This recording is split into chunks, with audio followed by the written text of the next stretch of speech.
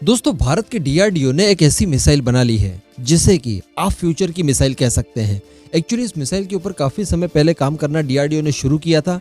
हमने एक बार आपको इस मिसाइल के बारे में, इस प्रोजेक्ट के बारे में बताया भी था कि डीआरडीओ कुछ अलग ही टाइप की मिसाइल बना रहा है। अब बताया जा रहा है कि इस मिसाइल के ग्राउंड टेस्ट वगैरह कंप्लीट कर दिए गए हैं और बहुत ही जल्दी हम इसे टेस्ट होते हुए देखेंगे। अब ये मिसाइल कैसी है, तो यहाँ पर मैं आपको एक छोटा छोटा अनुमान शुरुआत में बता दूं कि ये मिसाइल कई सारी कैपेबिलिटीज के मामले में ब्रह्मोस जैसी होगी और उससे ज़्यादा बेहतर होगी। और सबसे बड़ी बात है कि ये स्वदेशी होगी, यानी इस मिसाइल को बनाने के लिए भारत ने ना रशिया, ना जापान, ना फ्रांस, ना किसी की मदद नहीं ली है।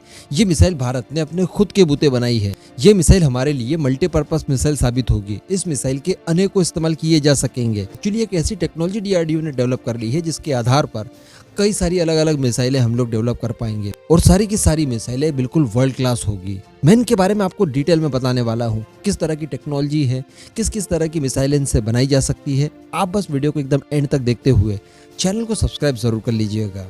दोस्तों, कुछ ही समय पहले हमने आपको बताया था कि डीआरडीओ ने एसएफडीआर टेक्नोलॉजी का एक टेस्ट किया है जो कि पूरी तरह से सफल रहा है।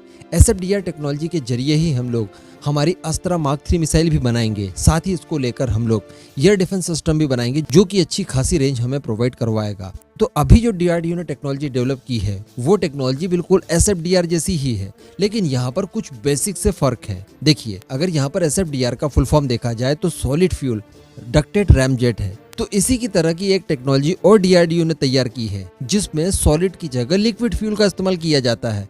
इस तरह का प्रोपल्शन सिस्टम डीआरडीओ ने तैयार कर लिया है और इस प्रोपल्शन सिस्टम की मदद से हम लोग कई सारी मिसाइलें बना सकेंगे जो कि सुपरसोनिक स्पीड में ट्रैवल करेंगी। ब्रह्मोस से बिल्कुल थोड़ी सी ही कम 2.5 मैक से लेकर 3 मैक तक की स्पीड ये अचीव कर पाएगी।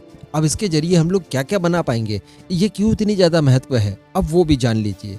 सबसे पहले तो मैं आपको बता दूं कि हमारे पास इस समय सुपरसोनिक टारगेटेबल मिसाइल्स की बहुत ज्यादा कमी है। यानी हमारे पायलट्स को हमारे फाइटर जेट के जरिए एक सुपरसोनिक स्पीड में ट्रैवल कर रहे टारगेट को, जो कि अच्छा खासा मैनवर्स भी कर रहा हो, उसे हिट करने की ट्रेनिंग दी जाती है। फाइटर एयरक्राफ्ट से वो लोग मिसाइल दागते हैं और एक ऐसे टारगेट के ऊपर जो कि सुपरसोनिक स्पीड से ट्रैवल कर रहा हो, ब्रह्मोस जितनी ऑलमोस्ट। और सबसे बड़ी बात है कि वो ब्रह्मोस की तरह ही बहुत ज्यादा मैनवर्स कर रहा हो, इधर उधर हो रहा हो, अपनी दिशा बदल रहा हो बार बार। ऐसे टारगेट को मार गिराने की प्रैक्टिस करवाने के लिए हमें इस तरह की मिसाइलों की जरूरत पड़ती है। अब ब्रह्मोस जैसी मिसाइलों को इसके लिए इस्तेमाल किया जा सकता है, लेकिन फिर भी ये परफेक्ट चॉइस साबित नहीं होगी। इसकी कॉस्ट ज्यादा है, ये पूर्णतः स्वदेशी नहीं है और सबसे बड़ी बात कि ब्रह्मोस की टेक्नोलॉजी काफी ज्यादा क्रिटिकल है। इसे मार गिरा पाना इतना ज्यादा आसान भी नहीं होता है। तो कहीं ना कहीं यहाँ पर दिक्कत हमें जा रही थी, तो इसके लिए ये वाली मिसाइल बनाई गई है जिसका नाम है स्टार मिसाइल।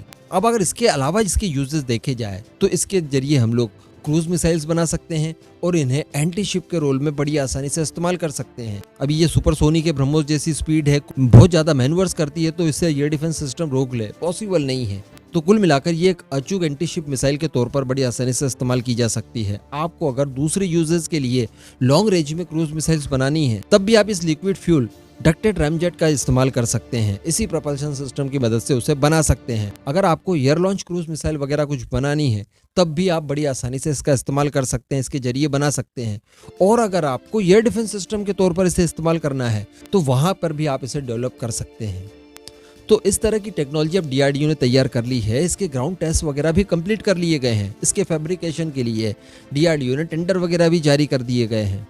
तो ये मिसाइल सोचिए, जब बन जाएगी, पूरी तरह से तैयार हो जाएगी, हमारी फोर्सेज इनका इस्तेमाल करेंगी तो ये कितनी ज़्यादा उपयोगी होगी और चीन जैसे देश के लिए ये कितना बड़ा सिरदर्द साबित होंगी। यकीनन मजा आ गया है। डीआरडीओ यकीनन बहुत अच्छा कर रहा है। फ्यूचर की पूरी तैयारी करना कोई डीआरडीओ से सीखे। इस पूरे मुद्दे पर आपका जो भी मानना हो नीचे कमेंट करके जरूर बताइएगा।